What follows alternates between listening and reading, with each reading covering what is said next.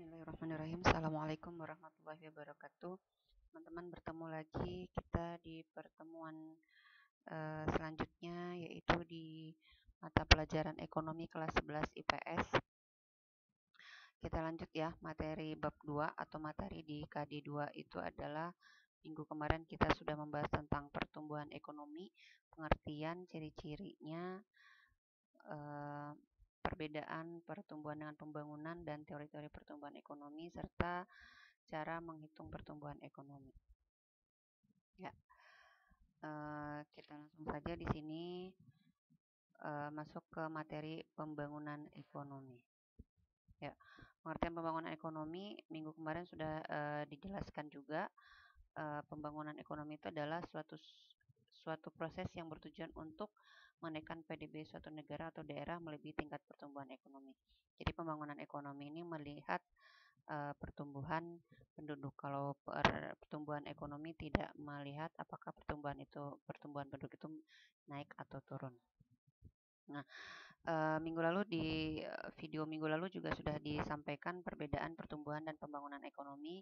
Ini kita ulang sedikit. Kalau pembangunan ekonomi itu kenaikan jumlah GNP dari tahun ke tahun lebih besar daripada persentase kenaikan penduduk. Sedangkan pertumbuhan ekonomi, kenaikan jumlah GNP dari tahun ke tahun tidak memperhatikan apakah persentase kenaikannya lebih besar atau lebih kecil daripada persentase kenaikan jumlah penduduk. Yang kedua adalah kenaikan GNP itu disertai perubahan struktur ekonomi dan perkembangan iptek. Kalau pertumbuhan ekonomi, kenaikan GNP tidak disertai perubahan struktur ekonomi dan perkembangan iptek. Yang ketiga, untuk pembangunan ekonomi, kenaikan GNP disertai peningkatan kesejahteraan masyarakat dan pemerataan distribusi pendapatan.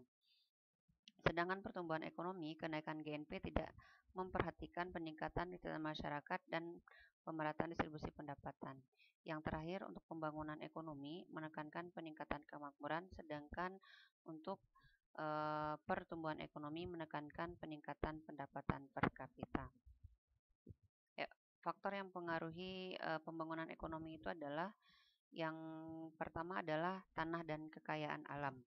Tanah dan kekayaan alam ini mempengaruhi salah satu faktor yang mempengaruhi pembangunan ekonomi. Ya, yang kedua adalah kuantitas dan kualitas penduduk dan tenaga kerja. Yang ketiga adalah kepemilikan barang modal dan penguasaan teknologi. Yang keempat, sistem sosial dan sikap masyarakat. Oke, permasalahan pembangunan ekonomi di negara berkembang. Yang pertama, ketergantungan pada sektor pertanian atau primer. Yang kedua, rendahnya tingkat produktivitas. Yang ketiga, ketergantungan yang besar dan kerentanan dalam hubungan internasional. Yang keempat, pasar dan informasi yang tidak sempurna. Yang kelima, tingginya tingkat pengangguran. Dan yang keenam adalah rendahnya tingkat kehidupan. Kita lanjut indikator keberhasilan pembangunan ekonomi yang ada 3, indikator moneter, indikator non-moneter, dan indikator campuran. Indikator moneter itu adalah diantaranya pendapatan per kapita, dan yang kedua adalah kesejahteraan ekonomi bersih. Sedangkan indikator non-moneter itu terdiri dari 2, yaitu indikator sosial dan indikator kualitas hidup. Yang ketiga adalah indikator campuran. Indikator campuran itu adalah indikator sustainability inti dan indikator pembangunan manusia. Ini adalah indikator keberhasilan pembangunan ekonomi. Oke, untuk pertemuan kali ini hanya sampai di sini. Sekian dan terima kasih. Untuk bab 2 selesai teman-teman ya. Ibu harapkan teman-teman paham dan mengerti dan bisa ditambahkan lagi dengan membaca kembali materi yang ada di buku paketnya tentang pertumbuhan dan pembangunan ekonomi. Sekian dan terima kasih. Ibu akhiri dengan mengucapkan Assalamualaikum warahmatullahi wabarakatuh.